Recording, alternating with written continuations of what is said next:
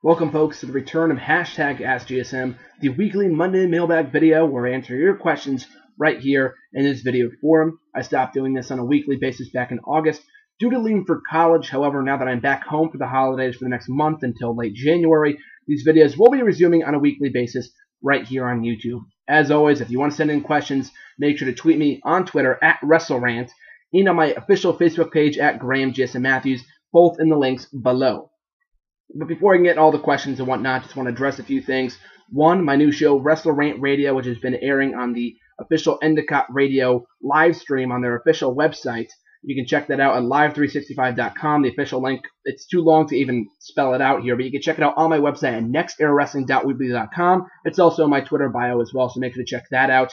The show will be returning on January 28th, and those of you that have been following my channel for the last few months have noticed that I've been uploading clips of the show of me talking about various topics. Not the full episodes. I'm looking to upload those at some point soon. But even still, I'm looking to upload clips of every episode every single week. But since the show is on hiatus, those clips will resume when the show resumes in late January. I believe there's a few more clips I still have to upload for my last episode that I filmed on December 17th from a few weeks ago. So be on the lookout for those. But until then, I will be doing these hashtag AskGSM videos. Make sure to send in questions because I am more than happy to answer them. But even before I go into that, make sure to check out my official Magnus t-shirt that I got for Christmas last week, so that's pretty cool. But now on with the questions. Okay, for the first official question, these are the Facebook questions. Andre G asks, do you think it's time for WWE to induct Owen Hart into the Hall of Fame? Absolutely. I think, like Eddie Guerrero, he should have been inducted into the Hall of Fame shortly after his passing, but of course with all the legal disputes with his wife and whatnot, not having to want anything to do with WWE, that's probably prevented him from being in the WWE. I don't know if any progression has been made into making amends with the Owen Hart family, with Owen Hart's wife, I'm sure, Martha Hart, I think her name is, I'm not exactly sure. But even still, I think at some point he will be inducted. I don't think it's like, I'm not really sure, because like Randy Savage, I'll get into this in a little bit too, they kind of have a similar situation with the whole family, so they can't really induct him since has passed away. So it's not really up to Owen; it's up to his family, specifically his wife. So hopefully, at some point, we'll see him in the Hall of Fame. But I know Ryback name dropped him last year in a promo at the Slammy Awards. I don't really know if any progression has been made to make amends with Martha Hart, if that's what her name is. I'm completely unaware. I forgot. But even still, hopefully, we do see him in the WWE Hall of Fame at some point in the very near future. Jared J asks, should WWE debut Corey Graves at the Rumble in his hometown of Pittsburgh? Absolutely. WWE did something similar last year to Bo Dallas when he debuted in the Royal Rumble matchup. Didn't last too long, or at least in the matchup he did. He eliminated Wade Barrett and defeated him in a singles match next night on the Raw, but his WWE run didn't last too long because since he was since demoted back to NXT, now he's the current NXT champion. But if there's any time to debut Corey Graves, I think it'd be in the Royal Rumble. Does he have to have a, officially debut on the WWE roster in the Rumble like Bo Dallas did? He doesn't have to. You can just have a one-off in the Royal Rumble. I think that'd be pretty cool. So hopefully WWE has another NXT tournament where the winner of the tournament qualifies to go on to enter themselves into the Royal Rumble matchup. I think that'd be very, very cool.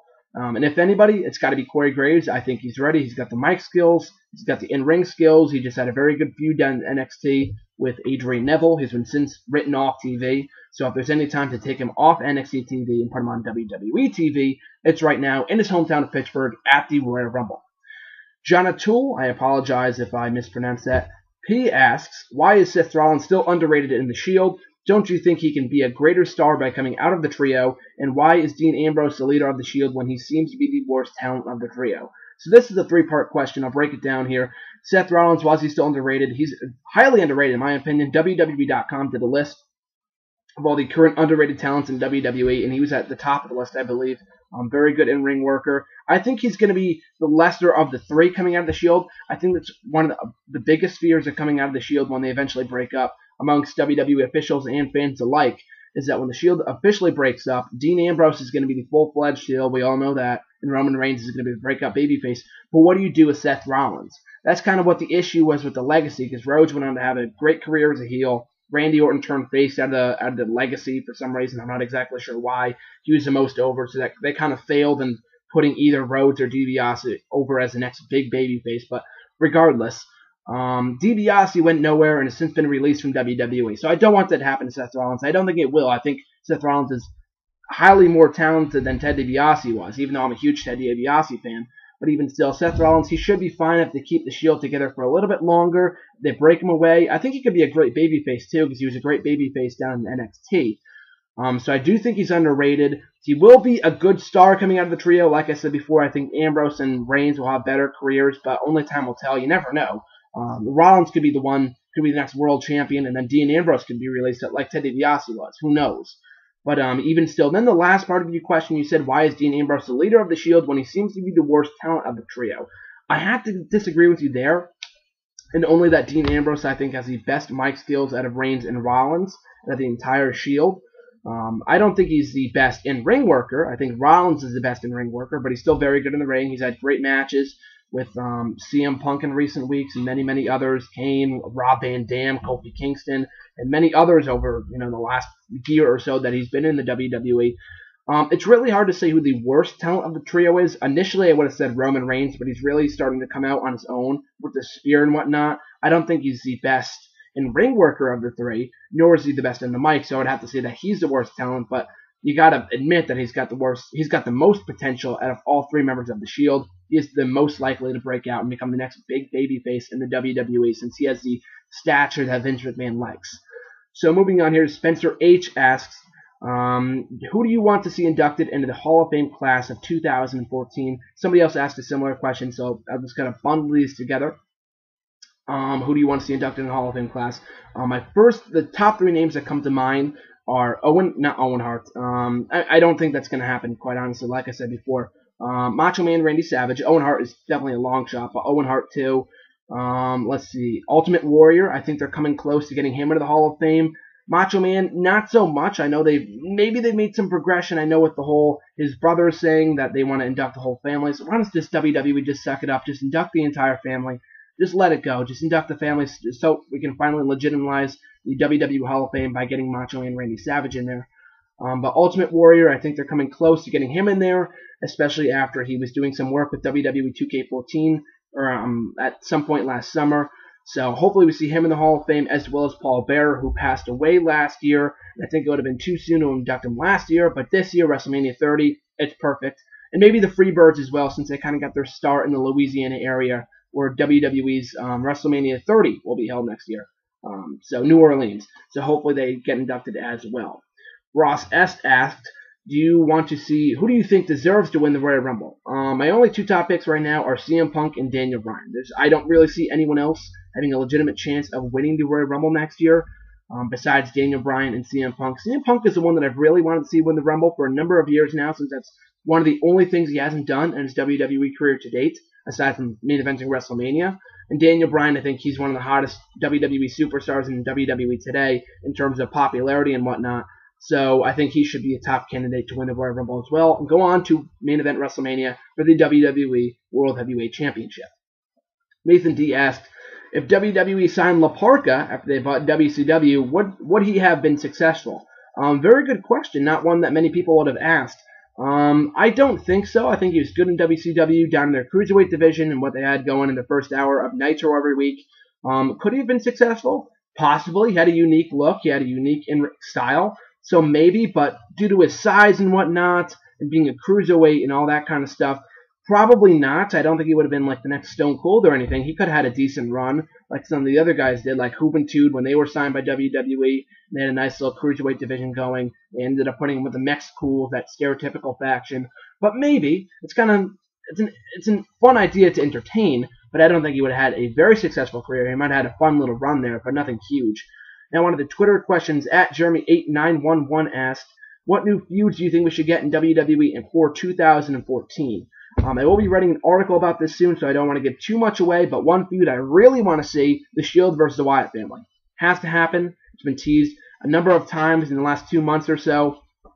So that's a feud that I really want to see come 2014, the Shield versus the Wyatt family. What else? Maybe CM Punk versus Daniel Bryan again, Bryan versus Triple H, Punk versus Triple H, which is bound to be happening. Most of these feuds that I kind of want to see are going to happen, hopefully for WrestleMania. Only time will tell.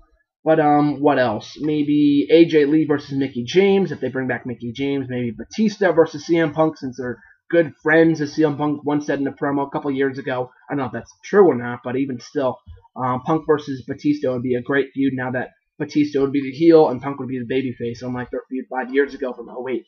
So those are some feuds that I want to see in 2014 for WWE. For more feuds, I will be writing an article about this at some point in the next week or so make sure to check out the article for more on that. At JJF Tweets asked, did his TNA, I'm sorry, I hope I completely botched that. Did his TNA stint help or hinder Christian's WWE career? I gotta say hinder, because obviously Vince McMahon has something against people who go to the opposite company, TNA. R-Truth, a babbling, rapping fool for what he is. He was in TNA for quite a bit now. He's not doing anything in WWE. He was a heel. He was a top heel for about a year, but aside from that, he hasn't had a huge, immense, successful career in WWE since he came back 5 years ago. Christian, sure, he's held the world title twice, but how great were those reigns, really? I mean, one of them lasted only a few days. The other one lasted only a month. So I think it hindered it had he stayed with WWE, because remember, right before he left WWE, back in 2005, he was main eventing pay-per-views for the WWE Championship with Chris Jericho and John Cena, back at Vengeance specifically. So maybe if he stayed a little bit longer, he could have become world champion over on SmackDown. Those are some things that you never really know had they happened, but even still, it's still a fun idea to think about. At TJ the B70 asked, who do you think will be the next NXT star to be called up? I don't know, maybe Adrian Neville, but I gotta say Adrian Neville, Bo Dallas, who else? Maybe Paige or Emma. Paige or Emma are definitely at the top of the list. But in terms of superstars, I gotta go with Sami Zayn. This guy's got good mic skills. For someone that didn't talk all that much in Ring of Honor as El Generico, he's got amazing in-ring skills. He's had fantastic matches this year with the likes of Adrian Neville, Antonio Cesaro, Jack Swagger, and many, many others down in NXT. So Sami Zayn is definitely got to be the next superstar to be called up from NXT in the very near future. Possibly in the Royal Rumble. If not Corey Graves, it might as well be Sami Zayn.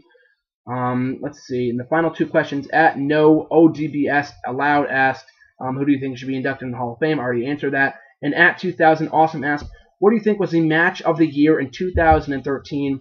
Hands down, CM Punk versus Brock Lesnar, the no disqualification match from SummerSlam, no doubt about it. I would say John Cena versus CM Punk, or I'm sorry, that match too, John Cena versus CM Punk, and then John Cena versus Daniel Bryan from SummerSlam, the Punk versus Cena match from the February 25th edition of Raw this past year.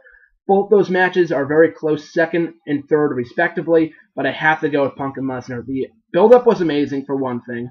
The match was a dream match to begin with, so the fact we even got it was a miracle. The whole Punk versus Heyman feud early on was great, kind of died down after a little while, but the match was fantastic. The two styles mixed perfectly. I actually got the SummerSlam DVD for Christmas, so I have to go back and watch it. But even still, what an amazing matchup that was, and I hope to see those two collide again at some point so Punk can finally get his win over Brock Lesnar. But even still, it was a fantastic matchup for what it was. Punk and Lesnar work very, very well together, have awesome chemistry, so like I said before, hopefully a rematch is in the works at some point down the line. So that does it all for Ask GSM this week. Once again, if you want to send in questions, make sure to send or post a comment on my wall, my official Facebook page at Graham GSM Matthews, or send me a tweet on Twitter with the hashtag AskGSM at WrestleRant.